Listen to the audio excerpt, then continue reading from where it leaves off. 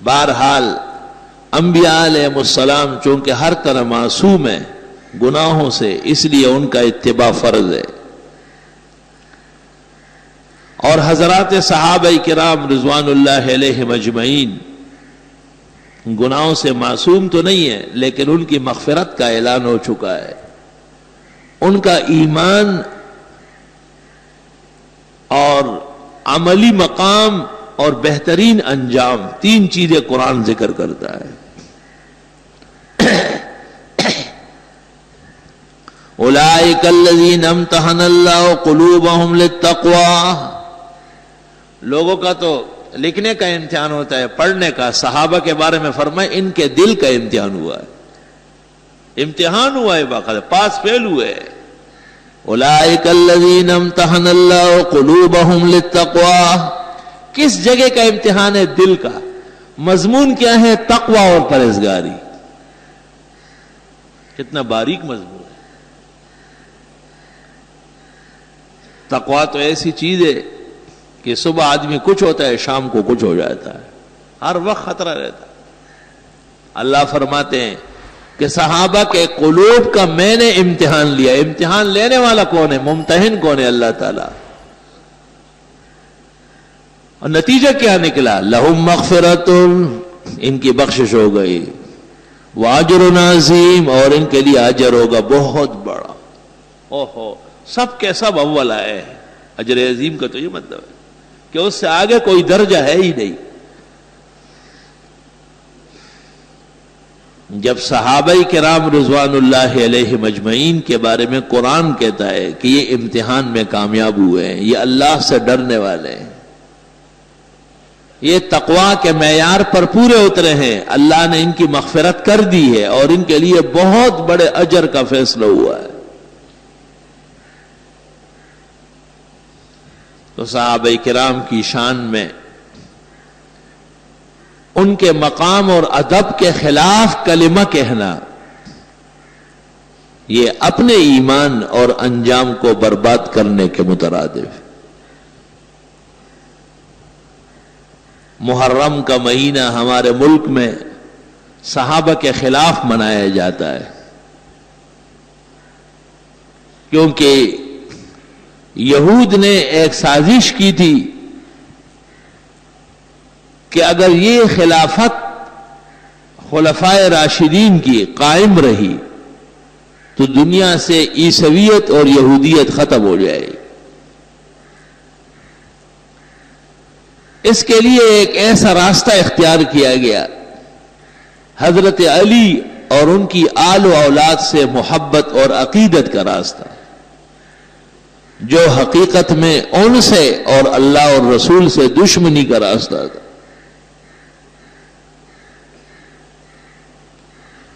یہ بات صرف میں بحیثیت ایک سنی عالم کے نہیں، شیعہ مذہب کی مشہور کتاب معرفت و اختیار الرجال، جس کو یہ لوگ رجال کشی کہتے ہیں، توسی کی لکھی ہوئی ہے، اور اس کی دوسری جلد اور صفحہ 164 ہے۔ اس میں یہ الفاظ ہے: عبداللہ ابن سبا کان یہودیت ویشیع فی الاسلام من یہودیتی، عبداللہ ابن سلام یہودی تھا اور یہودیت کی باتیں پھیلاتا تھا۔ وقال فی علی ان اللہ تعالی قد حل فیہ، اور وہ کہتا تھا کہ اللہ تعالی علی میں اترا ہے۔ قال سجاد، امام سجاد جو بہت بڑے امام ہیں ان کے، وہ کہتے ہیں لما تذکرتہ قامت علی شعرتی، جب میں اس کا ذکر کرتا ہوں میرے رونگٹے کھڑے ہو جاتے ہیں، کیسی غلط غلط باتیں کی۔ عبداللہ ابن سبا یہودی۔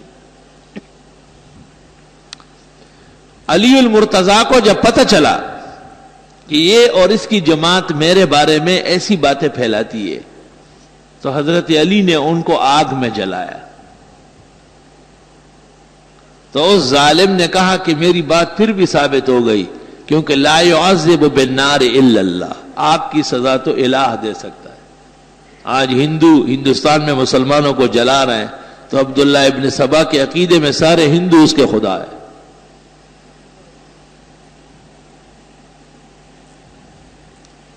آگے یہ جملہ ہے وَهُوَ أَوَّلُ مَنْ أَظْهَرَ الْقَوْلَ بِوِلَایَةِ عَلِی وَأَكْفَرَ مُخَالِفِیهِ، وہ پہلا شخص ہے جس نے حضرت علی کے بارے میں کہا کہ وہ پہلا خلیفہ ہے، اور علی کے علاوہ ابو بکر، عمر اور عثمان کو کافر کہا ہے۔ یہ پہلا شخص ہے۔ وَهُوَ أَوَّلُ مَنْ أَظْهَرَ الْقَوْلَ بِفَرْضِ وِلَایَةِ عَلِی وَأَكْفَرَ مُخَالِفِیهِ۔ آگے سن لو، وَكَانَ يَهُودِيًّا، وہ تھا پکا یہودی، اپنے آپ کو اس زمانے کا شیعہ ظاہر کیا تھا۔ فَلِذَا قِيلَ، اس لیے کہا جاتا ہے ان التشیع ماخوذ من الیہودیہ، کہ شیعہ اور یہودی مذہب ایک چیز ہے، ایک چیز ہے۔ جو کام یہود مسلمانوں کے خلاف کرتے ہیں وہی کام روافض کرتے ہیں۔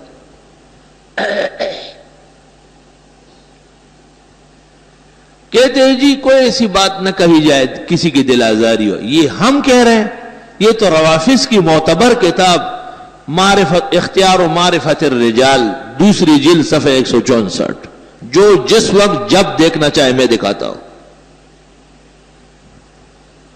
رہ کیا گیا؟ جو باتیں کوئی کہہ ہی نہیں سکتا تھا وہ سب انہوں نے خود کہہ دی۔ فاعترفوا بذنبہم فسحقا لاصحاب السعیر۔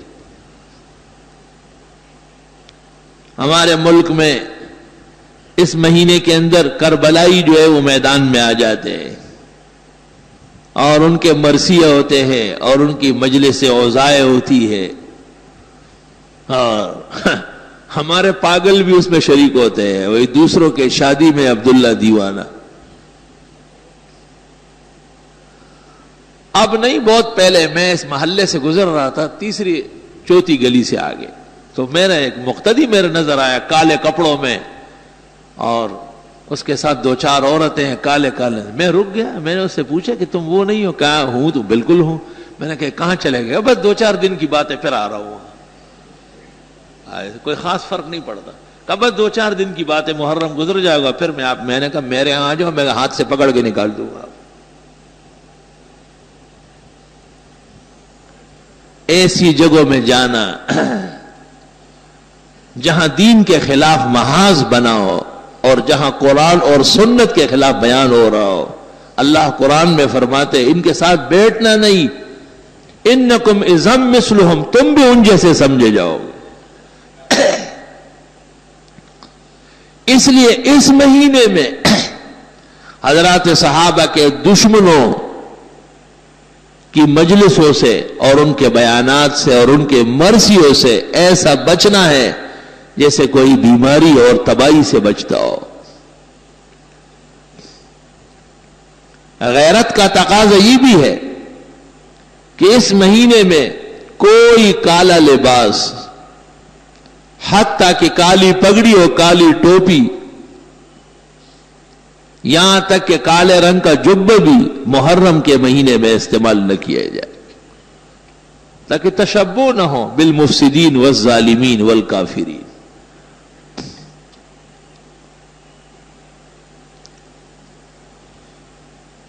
حضرت علی رضی اللہ تعالی عنہ اسلام کا ستون ہے، اور حسن و حسین مسلمانوں کے دل اور جان کے ائمہ ہیں، خیر کے قائدین ہے۔ وہ فاطمہ الزہرا جنت کی مسلمان عورتوں کی سردار ہے، ان کے آداب اور اکرام میں ہمارے ہاں کوئی کمی کسی درجے میں بھی برداشت نہیں، لیکن ان کا ان سے کیا تعلق ہے؟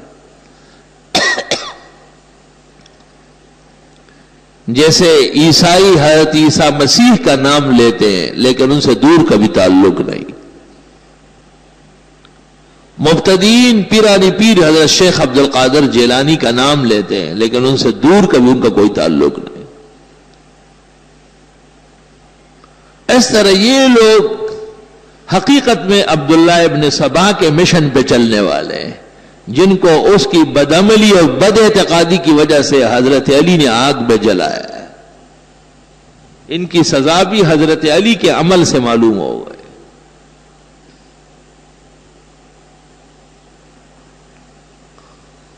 پورے ملک پر ایک قسم کے رفض کی حکومت کا اثر دکھاتے ہیں، پورے ملک پر۔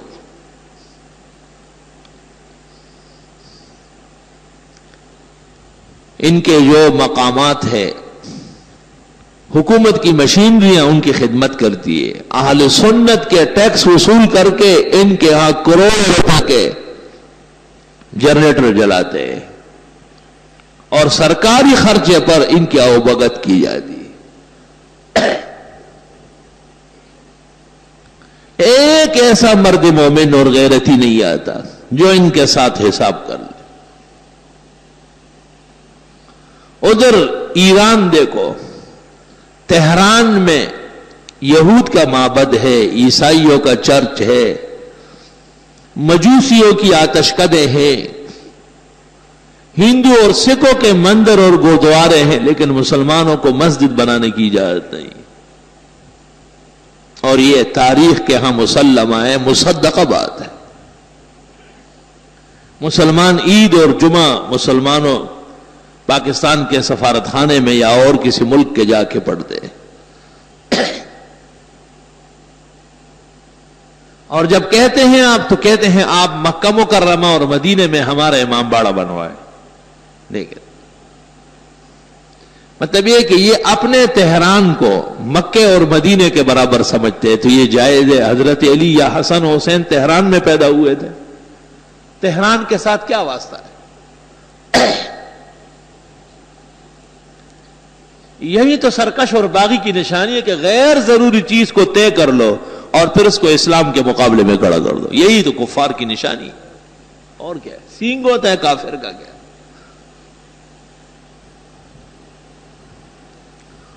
بہرحال مسلمانوں کا فرض ہے کہ وہ اپنے دینی عقائد ان کا تحفظ کر لے۔ اسلام میں کافر کا وجود برداشت ہے، لیکن باغی کا وجود برداشت نہیں ہے۔ اس لیے جو لوگ اسلام لائے ہیں اور پھر وہ اسلام چھوڑ دے تو انہیں مسلمان نے کہا اسلامی حکم یہ ہے کہ انہیں قتل کیا جاتا ہے۔ یہ باغی ہے، سرکش ہے۔ لیکن جو ہندو اور سکھ یا یہودی اور عیسائی آباد ہے وہ رہ سکتے ہیں، ان کا وجود برداشت ہے۔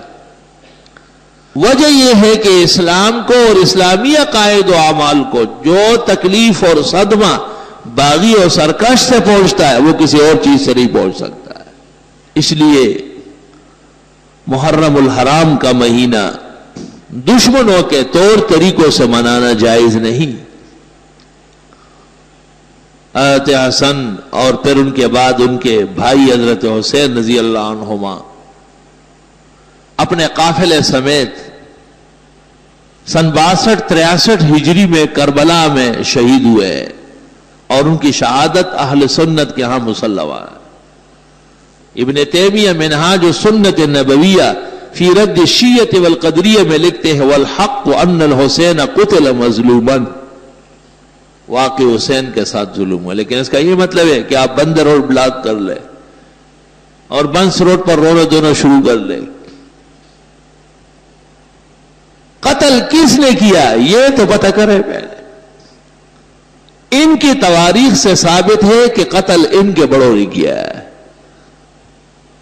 قتل تو یہود و نصارہ کرتے ہیں، آج پورے عالم کو کس نے اپنی کنیز بنایا ہے اور غلام بنایا ہے؟ یہود و نصارہ۔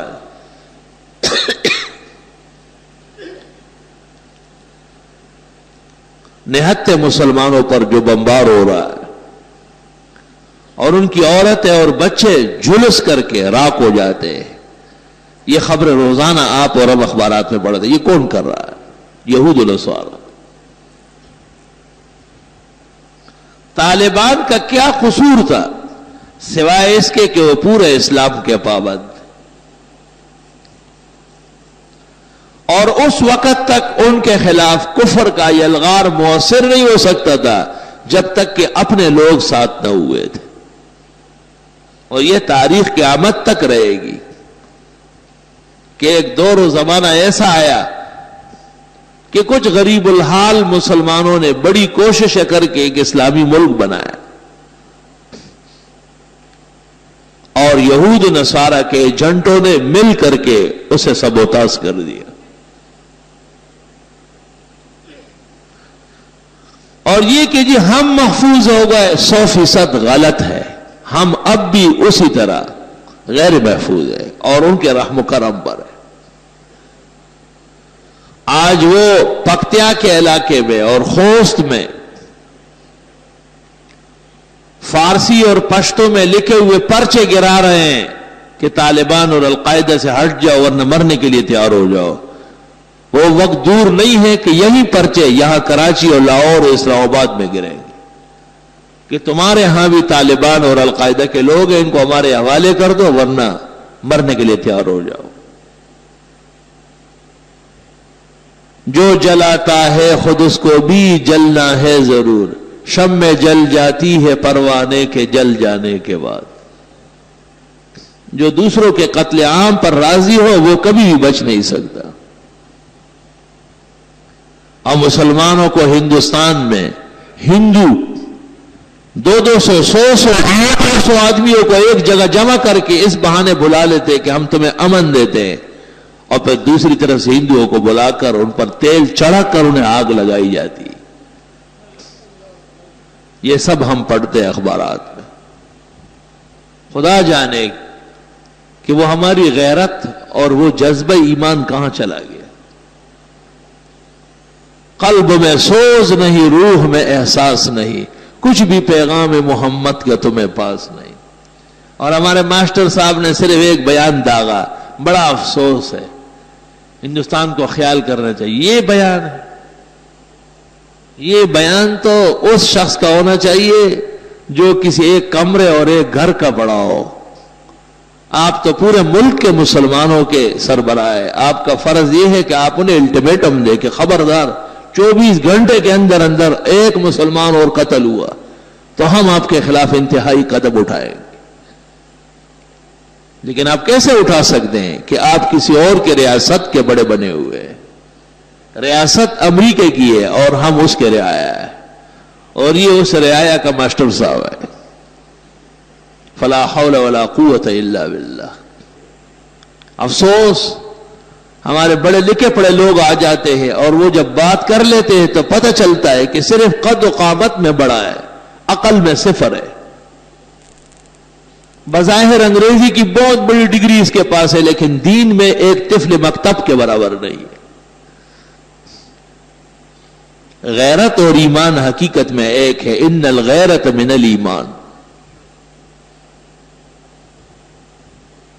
علماء کو کہا جاتا ہے کہ آپ ممبر سے جمعوں کے خطبوں میں دل آزاری نہ کریں. ان کی دل آزاری ہوتی ہے جو اپنے ہاں صحابہ کو کافر اور حضرت عائشہ کو زانیہ اور قرآن کو من گڑت کتاب کہتے ہیں. وہ خیر ہے, وہ ان کا عقیدہ ہے. اور اگر ہم یہاں سے کہیں کہ یہ جھوٹ بول رہے اور غلط کہتے ہیں اور یہ کفار کے عقیدے ہیں تو یہ دل آزاری کی بات ہو گئی. فإلی اللہ المشتکا. وہ تو اپنے ہاں ام المومنین عائشہ صدیقہ اور عثمان اور عمر اور ابو بکر صدیق جیسے کبار اہل ایمان کے خلاف بیان دے, یہ ان کا عقیدہ, اجازت ہے انہیں. اور اگر ہم لوگوں کو یہ کہیں کہ یہ جھوٹ بول رہے, غلط بیانی کرتے, ان کے کسی عقیدے اور فکر کا اسلام میں ثبوت نہیں, تو کہتے ہیں او ہو آج پھر بڑی دل آزاری کی باتیں کہیں. پتہ نہیں دل کس کو کہتے ہیں اور آزار کس کو کہتے ہیں. یہ کمکلوں کی باتیں ہمیں سمجھ نہیں آئی. اگرچہ بت ہے جماعت کے آستینوں میں, مجھے ہے حکم ازاں لا الہ الا اللہ. صحابہ کرام رضوان اللہ علیہم اجمعین کی عزت اور ناموس بیان کرنا یہ قرآن کا حکم ہے. یا ایھا الذین آمنوا اتقوا اللہ وکونوا مع الصادقین. اے ایمان والو اللہ سے ڈرو اور سچوں کے ساتھ ہو جاؤ. سچے کون ہیں؟ صحابہ کرام، جن کی تصدیق قرآن و سنت نے کی۔ امام جعفر صادق سے کسی نے پوچھا، جن کو یہ لوگ اپنا امام سمجھتے ہیں، کہ تلوار کا دستہ سونے یا چاندی کا ہو سکتا ہے؟ تو انہوں نے کہا کہ ہو سکتا ہے۔ کہا دلیل کیا ہے؟ کہا کہ ابوبکر صدیق کی تلوار کا دستہ چاندی کا تھا۔ تو اس رافضی نے کہا کہ اوتقول لہ صدیق، آپ بھی ان کو صدیق کہتے ہیں؟ تو امام جعفر صادق نے کہا اقول لہ صدیق صدیق صدیق ومن لم یقل لہ صدیق فلا صدق اللہ فی الدنیا والآخرہ۔ میں تو حضرت کو صدیق کہوں گا، جو ابو بکر کو صدیق نہ مانے اللہ اس کو دونوں جہانوں میں جھوٹا کر دے۔ یہ تو دونوں جہانوں کے جھوٹے ہو چکے ہیں اپنے اماموں کی بد دعاؤں سے۔ معرفت و اختیار الرجال جلد 2 صفحہ 317۔